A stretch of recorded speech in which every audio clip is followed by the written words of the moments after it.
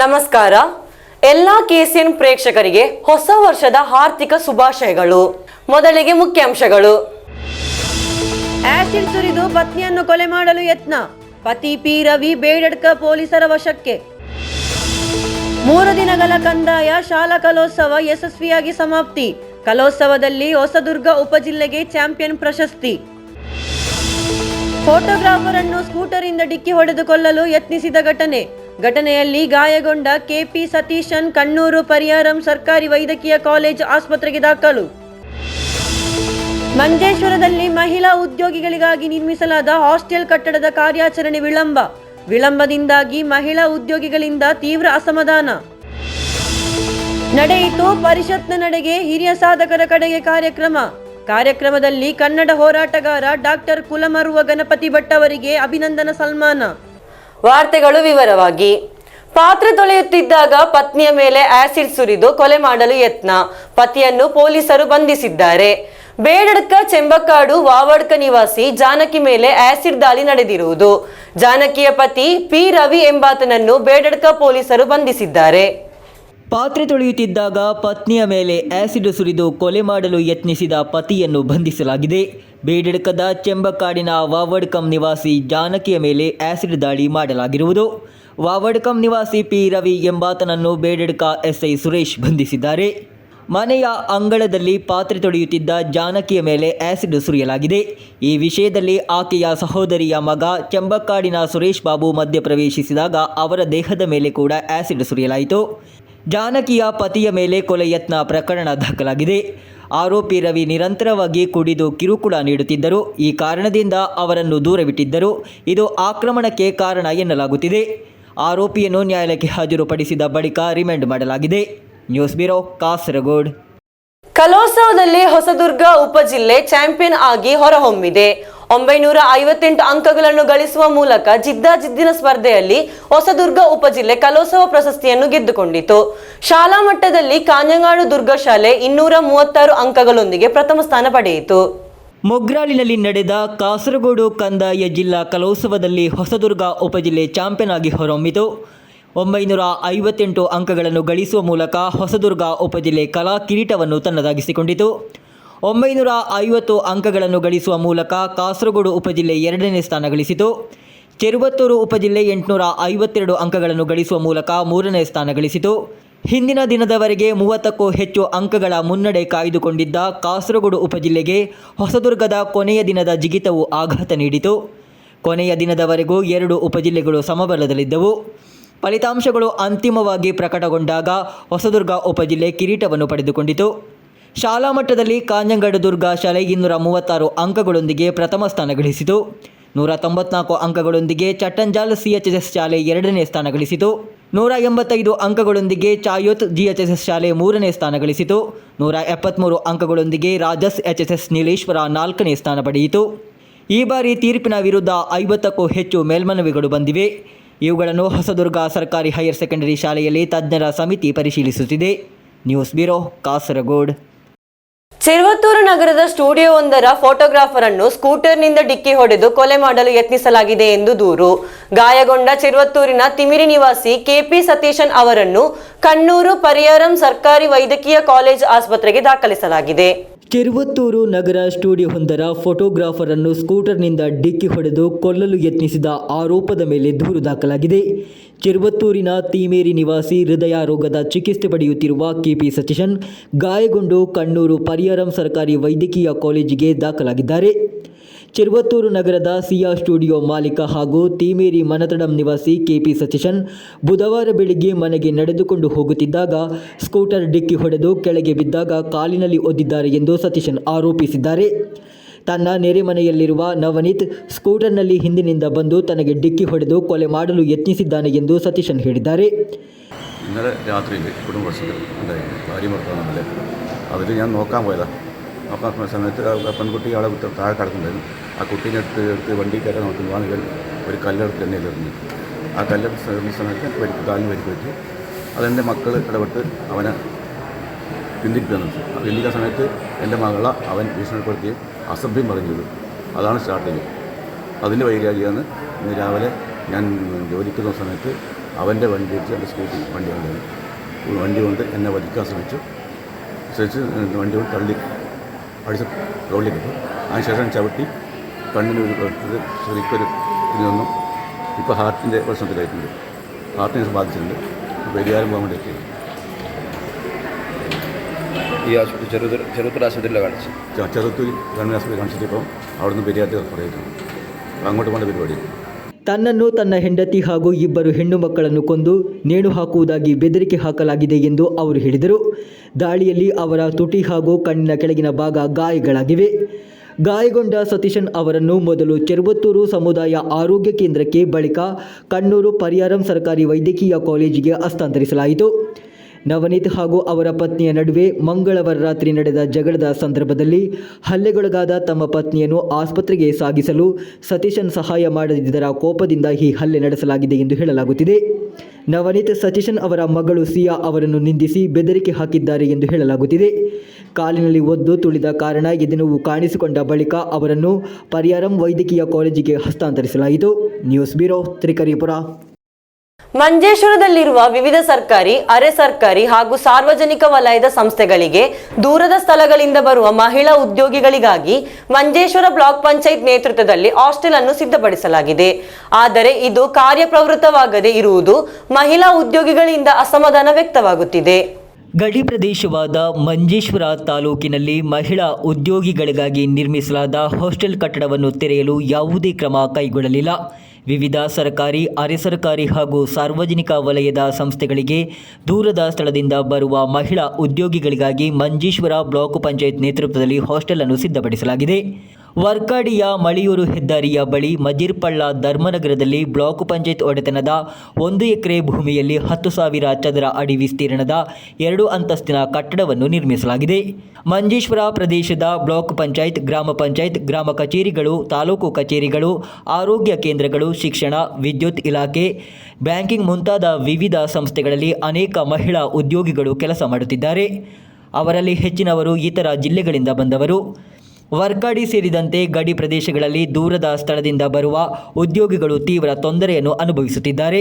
ಸರಿಯಾದ ವಸತಿ ಸೌಕರ್ಯದ ಕೊರತೆಯಿಂದಾಗಿ ನೌಕರರನ್ನು ತಕ್ಷಣ ವರ್ಗಾವಣೆ ಮಾಡಲಾಗುತ್ತಿದೆ ಅಥವಾ ರಜೆಯ ಮೇಲೆ ಹೋಗುತ್ತಿದ್ದಾರೆ. ಇದು ಗಡಿ ಪ್ರದೇಶದ ಅಭಿವೃದ್ಧಿ ಕಾರ್ಯಗಳ ಮೇಲೆ ಪರಿಣಾಮ ಬೀರುತ್ತಿದೆ. ಶಾಸಕ ಎಕೆಎಂ ಅಶ್ರಫ್ ಮಂಜೇಶ್ವರ ಬ್ಲಾಕ್ ಪಂಚಾಯತಿನ ಅಧ್ಯಕ್ಷರಾಗಿದ್ದಾಗ ಹಾಸ್ಟೆಲ್ ನಿರ್ಮಿಸುವ ನಿರ್ಧಾರ ಕೈಗೊಳ್ಳಲಾಗಿತ್ತು. 2019 ಡಿಸೆಂಬರಲ್ಲಿ ಹಾಸ್ಟೆಲ್ ಕಟ್ಟಡಕ್ಕೆ ಶಂಕುಸ್ಥಾಪನೆ ನೆರವೇರಿತು. ಬ್ಲಾಕ್ ಪಂಚಾಯತ್ 40 ಲಕ್ಷ ರೂಪಾಯಿ, ಜಿಲ್ಲಾ ಪಂಚಾಯತ್ 25 ಲಕ್ಷ ರೂಪಾಯಿ, ಬ್ಲಾಕಿನಲ್ಲಿರುವ 7 ಪಂಚಾಯಿತಿಗಳಿಂದಾಗಿ 5 ಲಕ್ಷ ರೂಪಾಯಿ, ಒಟ್ಟು 1 ಕೋಟಿ ರೂಪಾಯಿ ಹಂಚಿಕೆ ಮಾಡಲಾಯಿತು. ಹಾಸ್ಟೆಲ್ ನಿರ್ವಹಣೆಗಾಗಿ ಉಪಸಮಿತಿಗಳನ್ನು ರಚಿಸಿ ಬಾಡಿಗೆಗಾಗಿ ಸಣ್ಣ ಮೊತ್ತವನ್ನು ವಿಧಿಸಲು ನಿರ್ಧರಿಸಲಾಯಿತು. ಹಾಸ್ಟೆಲ್ ಕಟ್ಟಡವು 2 ಮಹಡಿಗಳಲ್ಲಿ ವಿಶಾಲವಾದ ಕೊಠಡಿಗಳು, ಅಡುಗೆ ಮನೆ ಹಾಗೂ ಇತರ ಸಂಬಂಧಿ ಸೌಲಭ್ಯಗಳನ್ನು ಒಳಗೊಂಡಿದೆ. ಕಟ್ಟಡದ ನಿರ್ಮಾಣವು ವಿದ್ಯುತ್ಕರಣ ಸೇರಿದಂತೆ ಇತರ ಕೆಲಸಗಳಿಂದ ನಿರ್ಮಾಣವು 2 ವರ್ಷಗಳ ಕಾಲ ವಿಳಂಬವಾಯಿತು. ಆದಾಗ್ಯೂ ವಿದ್ಯುತ್ಕರಣ ಇತ್ತೀಚೆಗೆ ಪೂರ್ಣಗೊಂಡಿತು. ಸ್ಥಳೀಯ ಸಂಸ್ಥೆಗಳ ಚುನಾವಣೆಯನ್ನು ಗಮನದಲ್ಲಿಟ್ಟುಕೊಂಡು ಉದ್ಘಾಟನೆಯನ್ನು ನಡೆಸಲಾಯಿತು. ಆದಾಗ್ಯೂ ಹಾಸ್ಟೆಲ್ನ ದೈನಂದಿನ ಕಾರ್ಯಾಚರಣೆಗಳನ್ನು ನಡೆಸಲು ಅಗತ್ಯವಾದ ವ್ಯವಸ್ಥೆಯನ್ನು ಸಿದ್ಧಪಡಿಸಬೇಕು.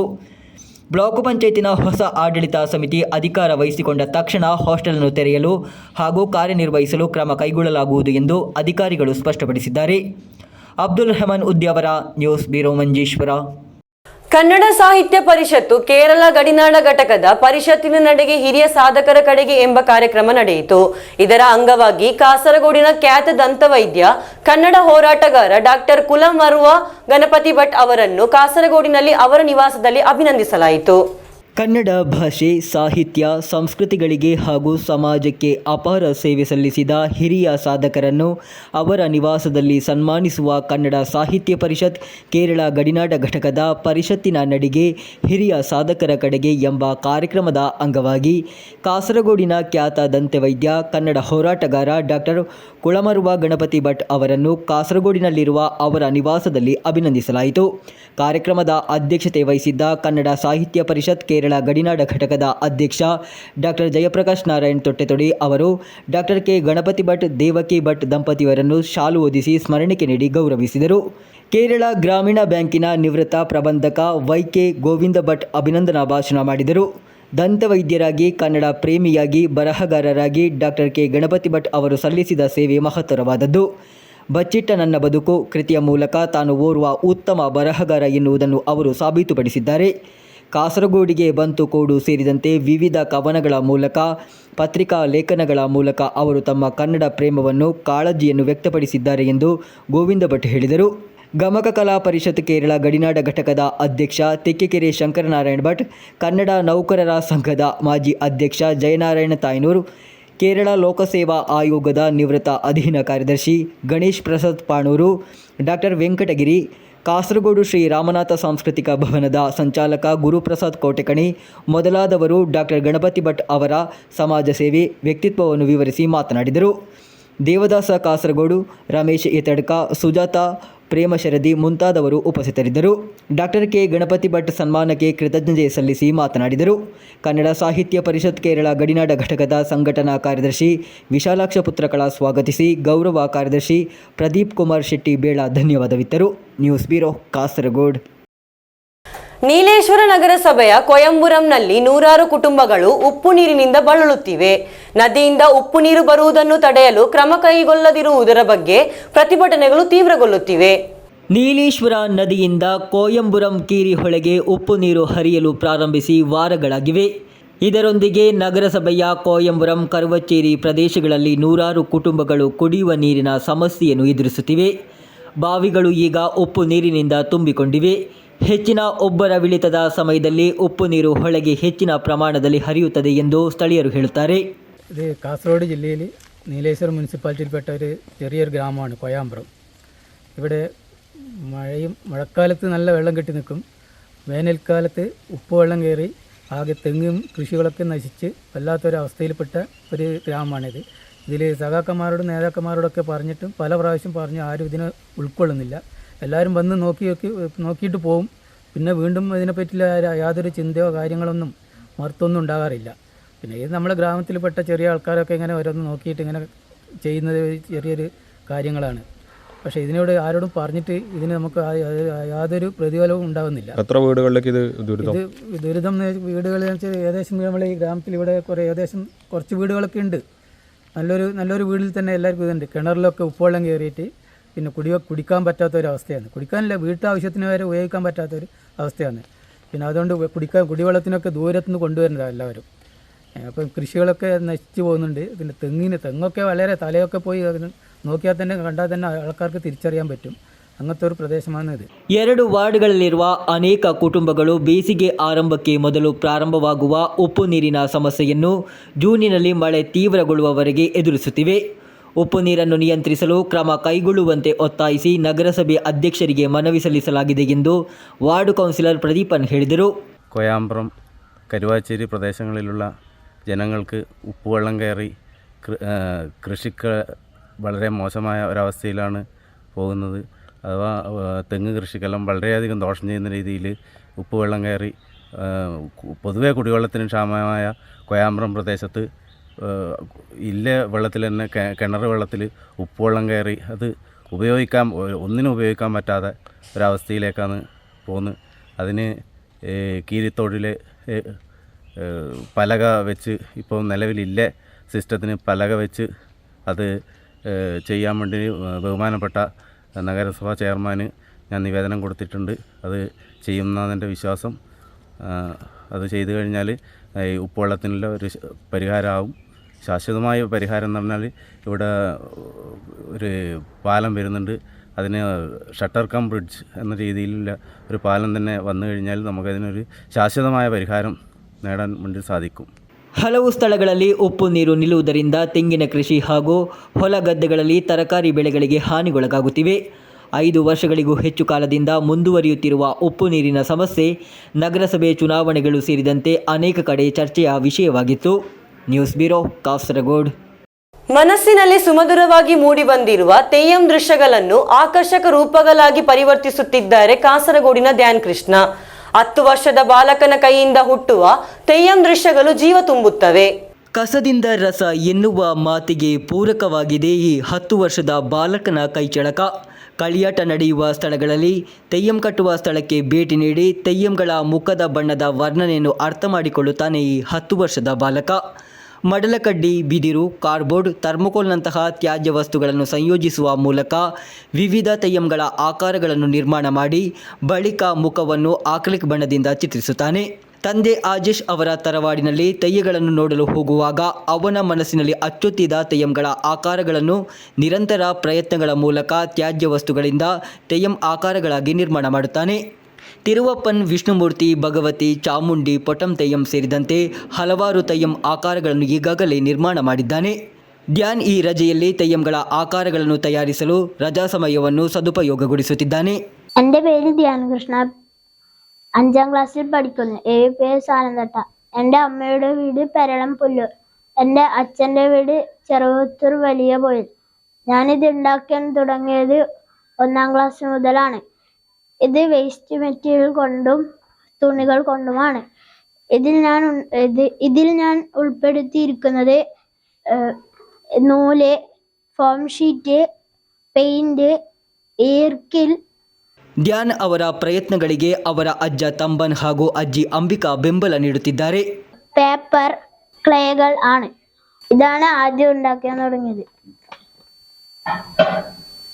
ഇത് ഞാൻ ഉണ്ടാക്കിയത് കാർഡ്ബോർഡ്, പിന്നെ ബൈൻഡ് പൊതി, പിന്നെ പേപ്പറ്, കളറ്, മരത്തടി. ഇതുകൊണ്ടാണ് ഞാൻ ഇത് ഉണ്ടാക്കിയത്. News bureau, Kanhangad. ಇಂಗ್ಲಿಷ್ ಭಾಷಾ ತರಬೇತಿಯೊಂದಿಗೆ ಸಂವಹನ. ಕುಟುಂಬಶ್ರೀ ರಾಜ್ಯ ಮಿಷನ್ ನೇತೃತ್ವದಲ್ಲಿ ರಾಜ್ಯದ ಆಯ್ದ ಬುಡಕಟ್ಟು ವಿಭಾಗದ ಮಕ್ಕಳ ಭಾಷಾ ಕೌಶಲ್ಯವನ್ನು ಸುಧಾರಿಸಲು 10 ಜಿಲ್ಲೆಗಳಲ್ಲಿ ವಿಶೇಷ ಪಠ್ಯಕ್ರಮದ ಪ್ರಕಾರ ಯೋಜನೆಯನ್ನು ಜಾರಿಗೊಳಿಸಲಾಗುತ್ತಿದೆ.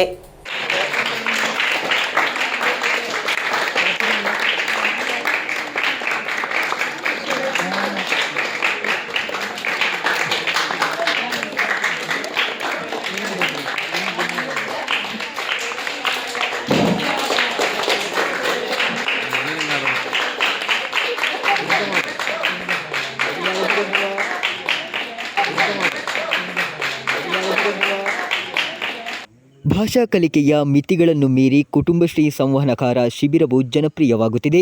ಜಿಲ್ಲಾ ಮಾಹಿತಿ ಅಧಿಕಾರಿ ಎಂ ಮಧುಸೂದನ್ ಹೊಸ ವರ್ಷದ ಸಂದೇಶ ನೀಡುವ ಮೂಲಕ ಕಾರ್ಯಕ್ರಮವನ್ನು ಉದ್ಘಾಟಿಸಿದರು. ಸಮಾರಂಭದ ಅಧ್ಯಕ್ಷತೆಯನ್ನು ಕುಟುಂಬಶ್ರೀ ಜಿಲ್ಲಾ ಮಿಷನ್ ಸಂಯೋಜಕ ರತೀಶ್ ಪಿಲಿಕೋಡು ವಹಿಸಿದ್ದರು. ಕುಟುಂಬಶ್ರೀ ರಾಜ್ಯ ಮಿಷನ್ ನೇತೃತ್ವದಲ್ಲಿ ರಾಜ್ಯದ ಆಯ್ದ ಬುಡಕಟ್ಟು ಗುಂಪುಗಳ ಮಕ್ಕಳ ಭಾಷಾ ಕೌಶಲ್ಯವನ್ನು ಸುಧಾರಿಸಲು 10 ಜಿಲ್ಲೆಗಳಲ್ಲಿ ವಿಶೇಷ ಪಠ್ಯಕ್ರಮದ ಪ್ರಕಾರ ಈ ಯೋಜನೆಯನ್ನು ಜಾರಿಗೊಳಿಸಲಾಗುತ್ತಿದೆ. ಕಾಸರಗೋಡು ಕುಟುಂಬಶ್ರೀ ಜಿಲ್ಲಾ ಮಿಷನ್ ನೇತೃತ್ವದಲ್ಲಿ ಕೊರಗ ವಿಶೇಷ ಯೋಜನೆಯಡಿ ಮಕ್ಕಳಿಗೆ ಜಾರಿಗೊಳಿಸಲಾದ ತರಬೇತಿ ಕಾರ್ಯಕ್ರಮದ ಮೇಲ್ವಿಚಾರಣೆಯನ್ನು ರಾಜ್ಯ ಮಿಷನ್ ನಿಯೋಜಿಸಿದ ಸಂಪನ್ಮೂಲ ವ್ಯಕ್ತಿಗಳು ವಹಿಸಿದ್ದರು. ಜಿಲ್ಲೆಯಲ್ಲಿ 7ನೇ ಹಂತದ ತರಬೇತಿಯನ್ನು ಪೋಲಿಯಂ ತಿರುತ್ತು ಪರಿಸರ ಗ್ರಾಮದಲ್ಲಿ ಆಯೋಜಿಸಲಾಯಿತು. ಜಿಲ್ಲಾ ಕಾರ್ಯಕ್ರಮ ವ್ಯವಸ್ಥಾಪಕ ಎಸ್ ಮನು ಹಾಗೂ ಯದುರಾಜು ಮಾತನಾಡಿದರು. ವಿಯೋಲಾ ಸ್ವಾಗತಿಸಿ ರೋಶ್ನಿ ಧನ್ಯವಾದವಿತ್ತರು. News bureau, Kasaragod. Kasaragod CH centre ತನ್ನ 2ನೇ ಉಚಿತ ಡಯಾಲಿಸಿಸ್ ಯೂನಿಟ್ ಅನ್ನು ಪ್ರಾರಂಭಿಸಿತು. ಮುಸ್ಲಿಂ ಲೀಗ್ ರಾಜ್ಯ ಅಧ್ಯಕ್ಷ ಪಾನಕಡ್ ಸೈಯದ್ ಸಾದಿಕ್ ಅಲಿ ಶಿಹಾಬ್ ತಂಗಲ್ ಉದ್ಘಾಟಿಸಿದರು. ಕಾಸರಗೋಡು ಸಿಎಚ್ ಸೆಂಟರ್ ತನ್ನ 2ನೇ ಉಚಿತ ಡಯಾಲಿಸಿಸ್ ಘಟಕವನ್ನು ಉದ್ಘಾಟಿಸಿತು. ಮುಸ್ಲಿಂ ಲೀಗ್ ರಾಜ್ಯ ಅಧ್ಯಕ್ಷ ಪಾನಕಡ್ ಸೈಯದ್ ಸಾದಿಕ್ ಅಲಿ ಶಿಹಾಬ್ ತಂಗಲ್ ಉದ್ಘಾಟಿಸಿದರು. രോഗം വന്നു കഴിഞ്ഞാൽ പിന്നെ ചികിത്സിക്കുക എന്നുള്ളതാണല്ലോ. അപ്പോൾ ആ ചികിത്സ ചിലവേറിയതുമാണ് എന്ന് നമുക്കറിയാം. പക്ഷേ എത്ര ചെലവ് വന്നാലും രോഗിയെ സംബന്ധിച്ചിടത്തോളം ആ രോഗിക്ക് രോഗം മാറുക എന്നുള്ളത് തന്നെയാണ് അവൻ്റെ ഏറ്റവും വലിയ ആഗ്രഹവും സ്വപ്നവും. അപ്പോൾ അതിനുവേണ്ടി അവരെ സഹായിക്കുക എന്നുള്ളത് അതേറെ പുണ്യകരമായിട്ടുള്ള കാര്യമാണ്. രോഗം തരുന്നത് അള്ളാഹുവാണ്. എന്നാൽ അള്ളാഹു ഒരു രോഗിയോടും പിണങ്ങുന്നില്ല എന്നുള്ളതാണ്. അള്ളാഹുവിന് പിണക്കമുണ്ടായിട്ടല്ല രോഗം കൊടുക്കുന്നത്. പരീക്ഷണങ്ങളായി മറ്റുമൊക്കെ ഉണ്ടാവും. ഏത് വിധേന രോഗം വന്നാലും ആ രോഗിയോടൊപ്പം ഞാനുണ്ട് എന്ന് പരിശുദ്ധ പ്രവാചകൻ സല്ലല്ലാഹു അലൈഹി വസല്ലം, അള്ളാഹു ഉണ്ട് എന്ന് പരിശുദ്ധ പ്രവാചകൻ സല്ലല്ലാഹു അലൈഹി വസല്ലം നമുക്ക് പഠിപ്പിച്ചു തന്നിട്ടുണ്ട്. രോഗിയോടൊപ്പം അള്ളാഹു ഉണ്ട് എന്നുള്ളതാണ്. അപ്പൊ അള്ളാഹുവിന്റെ സാന്നിധ്യം ഉള്ള ഒരു പ്രദേശം ഒരു രോഗിയോടൊപ്പം അള്ളാഹു ഉണ്ടാകുമ്പോൾ നമ്മളും അള്ളാഹുവിന്റെ അടിമകളായ സൃഷ്ടികളായ വിശ്വാസികളാണ്. അള്ളാഹുവിനും അന്ത്യനാളിലും പ്രവാചകന്മാർക്ക് വിശ്വസിക്കുന്നവരാണ്. അള്ളാഹുവിന്റെ കാരുണ്യത്തിൽ വിശ്വസിക്കുന്നവരാണ്. അപ്പോൾ ആ വിശ്വാസവും നമ്മളെ രോഗികളുടെ അടുത്തേക്ക് എത്തിക്കുന്നു എന്നുള്ളതാണ്. രോഗികൾക്ക് ആവശ്യമായിട്ടുള്ള കാര്യങ്ങളൊക്കെ ചെയ്തു കൊടുക്കുവാൻ നമ്മുടെ മനസ്സിലെ ആ സേവന സന്നദ്ധത നമ്മൾ പ്രേരിപ്പിക്കുകയാണ്. ದತ್ತಿ ಸೇವೆಗಳ ಕ್ಷೇತ್ರದಲ್ಲಿ ವಿವಿಧ ಚಟುವಟಿಕೆಗಳನ್ನು ಮುನ್ನಡೆಸುವ ಕಾಸರಗೋಡು ಸಿಎಚ್ ಸೆಂಟರ್ನ 2ನೇ ಉಚಿತ ಡಯಾಲಿಸಿಸ್ ಕಾಸರಗೋಡಿನ ಬ್ಯಾಂಕ್ ರಸ್ತೆಯಲ್ಲಿರುವ ಅರಮನಾ ಆರ್ಕೇಡ್ ಕಟ್ಟಡದಲ್ಲಿ 14 ಯಂತ್ರಗಳನ್ನು ನಿರ್ವಹಿಸುವ ಸಾಮರ್ಥ್ಯವಿರುವ ಅತ್ಯಾಧುನಿಕ ಸೌಲಭ್ಯಗಳನ್ನು ಹೊಂದಿರುವ ಹೊಸ ಘಟಕವನ್ನು ಸಿದ್ಧಪಡಿಸಲಾಯಿತು. ಕಳೆದ ವರ್ಷ 8 ಯಂತ್ರಗಳನ್ನು ಒಳಗೊಂಡಿರುವ ಮೊದಲ ಘಟಕವು ವಿಂಟೇಜ್ ಮಲ್ಟಿ ಸ್ಪೆಷಾಲಿಟಿ ಆಸ್ಪತ್ರೆಯ ಸಹಯೋಗದೊಂದಿಗೆ ಕಾರ್ಯನಿರ್ವಹಿಸಲು ಪ್ರಾರಂಭಿಸಿತು. ಪ್ರಸ್ತುತ ಪ್ರತಿ ತಿಂಗಳು 50 ಬಡ ರೋಗಿಗಳಿಗೆ 600ಕ್ಕೂ ಹೆಚ್ಚು ಡಯಾಲಿಸಿಸ್ ಅವಧಿಗಳನ್ನು ಉಚಿತವಾಗಿ ನಡೆಸಲಾಗುತ್ತಿತ್ತು. ಸಿಎಚ್ ಸೆಂಟರ್ ಅಧ್ಯಕ್ಷ ಅಬ್ದುಲ್ ಲತೀಫ್ ಉಪ್ಪಲಗೇಟ್ ಅಧ್ಯಕ್ಷತೆ ವಹಿಸಿದ್ದರು. ಜನರಲ್ ಕನ್ವೀನರ್ ಮಾಹಿನ್ ಕೇಲೋಟ್ ಸ್ವಾಗತಿಸಿದರು. ಹಾಗೂ ಮುಸ್ಲಿಂ ಲೀಗ್ ರಾಷ್ಟ್ರೀಯ ಪ್ರಧಾನ ಕಾರ್ಯದರ್ಶಿ PK ಕುഞ്ഞാലിക്കുട്ടി ಸ್ವಿಚ್ ಆನ್ ಸಮಾರಂಭವನ್ನು ನೆರವೇರಿಸಿದರು. ರಾಷ್ಟ್ರೀಯ ಕಾರ್ಯದರ್ಶಿ ಪಾನಕ್ಕಡ್ ಸೈಯದ್ ಮುನವರಲಿ ಶಿಹಾಬ್ ತಂಗಳ್, ರಾಜ್ಯ ಕೋಶಾಧಿಕಾರಿ CT ಅಹಮದ್ ಅಲಿ, ಜಿಲ್ಲಾ ಅಧ್ಯಕ್ಷ ಕಲ್ಲಟ್ರ ಮಾಹಿನ್ ಆಜಿ, ಪ್ರಧಾನ ಕಾರ್ಯದರ್ಶಿ A ಅಬ್ದುಲ್ ರೆಹಮಾನ್, ಶಾಸಕ NA ನೆಲ್ಲಿಕುನ್ನು, ಶಾಸಕ AKM Ashraf, PM Muneer Haji, Yahiya Thalangara, Abdul Kareem city gold, MP Shafi Haji, Ashraf Edneer, Anwar Cherangai, Jaleel Koya, Aneefa Aramana, Basheer Vellikoth, Abdulla Kunhi Cherkala, Haris, Choori Kallatra Abdul Khader Aziz, KB Mohammed, ಸಲಾಂ K ಕ್ಯಾಪಾಡಿ, ಶಾಹಿನಾ ಸಲೀಂ, KM ಹನೀಫ್, ಅಜೀಜ್ ಕಲತ್ತೂರ್, ಶಾಹಿರ್ ಆಸಿಫ್ ಹಾಗೂ ಇತರರು ಭಾಷಣ ಮಾಡಿದರು. News bureau Kasaragod. ಕಾಸರಗೋಡು ತಳಂಗರ ಕೇಂದ್ರವಾಗಿ ಕಾರ್ಯನಿರ್ವಹಿಸುವ ಪವಿತ್ರ ಕುರಾನ್ ಅಧ್ಯಯನದ ಕೇಂದ್ರವಾದ ನಜತ್ ಕುರಾನ್ ಅಕಾಡೆಮಿಯ 13ನೇ ವಾರ್ಷಿಕ ಮೊದಲ ಸನದ್ಯಾನ ಸಮ್ಮೇಳನವು ಶುಕ್ರವಾರದಿಂದ 3 ದಿನಗಳ ಕಾಲ ನಡೆಯಲಿದೆ. ಸಂಸ್ಥೆಯಿಂದ ಅಧ್ಯಯನವನ್ನು ಪೂರ್ಣಗೊಳಿಸಿದ 13 ವಿದ್ಯಾರ್ಥಿಗಳಿಗೆ ನಜಿಯಾನಿ ಪದವಿಯನ್ನು ಪ್ರದಾನ ಮಾಡಲಾಗುವುದು ಎಂದು ಪದಾಧಿಕಾರಿಗಳು ಸುದ್ದಿಗೋಷ್ಠಿಯಲ್ಲಿ ಪ್ರಕಟಿಸಿದರು. കാസർഗോഡ് തളങ്കര ആസ്ഥാനമായി പ്രവർത്തിക്കുന്ന വിശുദ്ധ ഖുർആൻ പഠന സ്ഥാപനമാണ് നജാത്ത് ഖുർആൻ അക്കാഡമി. കഴിഞ്ഞ 13 വർഷക്കാലമായി പ്രവർത്തിക്കുന്ന ഈ സ്ഥാപനത്തിൽ കുട്ടികളെ ഹിഫ്ദ് പഠിക്കുന്നതോടൊപ്പം മതബോധിക സമന്വയ വിദ്യാഭ്യാസം നൽകുന്ന ഒരു വ്യത്യസ്തമായ ക്യാമ്പസാണ്. സ്ഥാപനത്തിൽ നിന്നും പഠനം പൂർത്തിയാക്കിയ 13 വിദ്യാർത്ഥികൾക്കുള്ള സനത് നൽകുന്ന ഒരു പ്രോഗ്രാം, അതിൻ്റെ 1ാം സനത് ദാന 13ാം വാർഷിക സമ്മേളനം ജനുവരി 2, 3, 4 നാളെയും മറ്റന്നാളും ഞായറാഴ്ചയുമായിട്ട് കാസർഗോഡ് ബാങ്കോട് എന്ന് പറയുന്ന സ്ഥലത്ത് വെച്ച് സംഘടിപ്പിക്കുകയാണ്. ഈ പരിപാടിയുടെ ഏറ്റവും വലിയ പ്രത്യേകത ഇന്ത്യയിലെ ഏറ്റവും മികച്ച ഹാഫിലുകൾ പങ്കെടുക്കുന്ന ഒരു ഖുർആൻ മത്സരം സംഘടിപ്പിക്കുന്നുണ്ട്.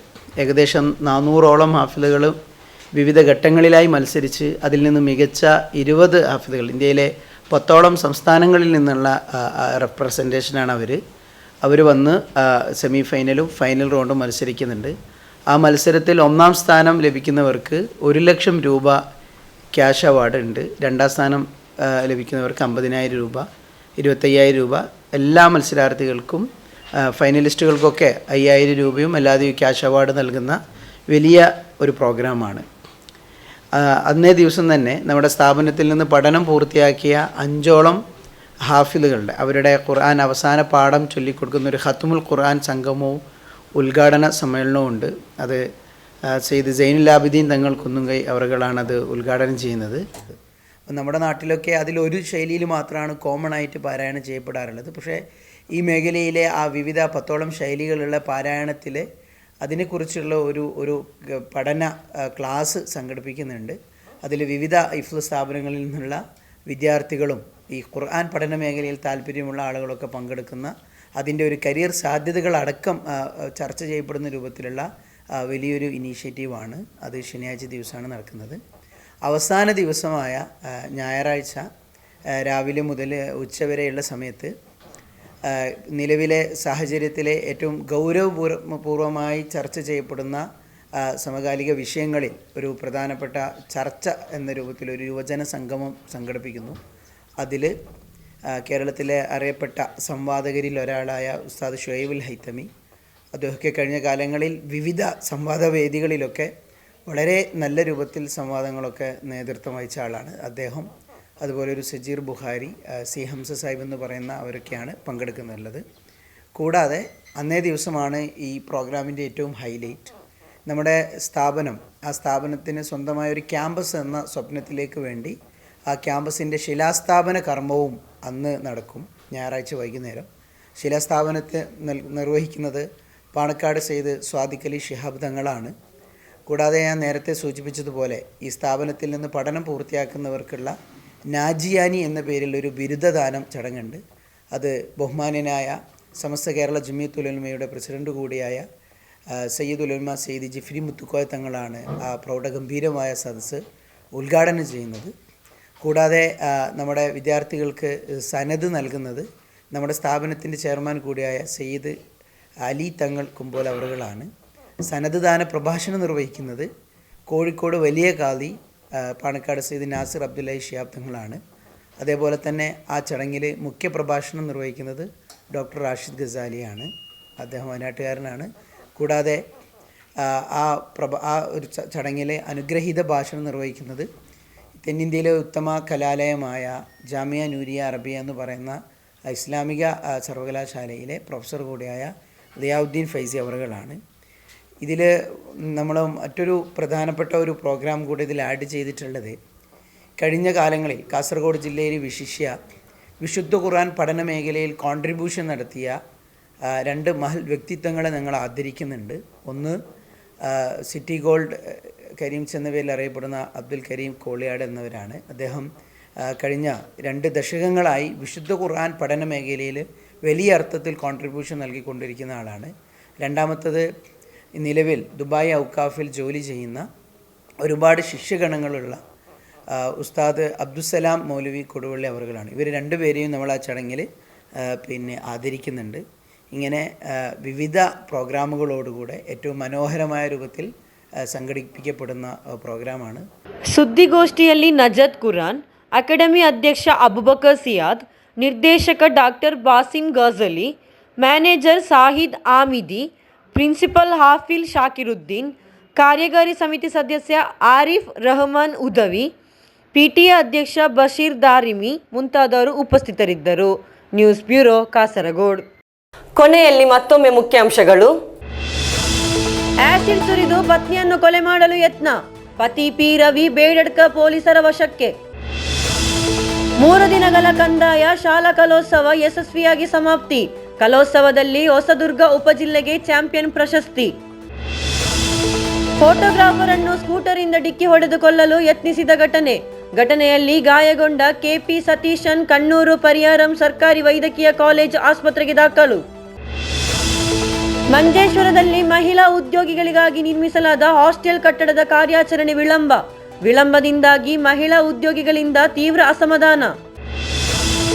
ನಡೆಯಿತು ಪರಿಷತ್ನ ನಡೆಗೆ ಹಿರಿಯ ಸಾಧಕರ ಕಡೆಗೆ ಕಾರ್ಯಕ್ರಮದಲ್ಲಿ ಕನ್ನಡ ಹೋರಾಟಗಾರ ಡಾಕ್ಟರ್ ಕುಲಮರುವ ಗಣಪತಿ ಭಟ್ ಅವರಿಗೆ ಅಭಿನಂದನಾ ಸನ್ಮಾನ.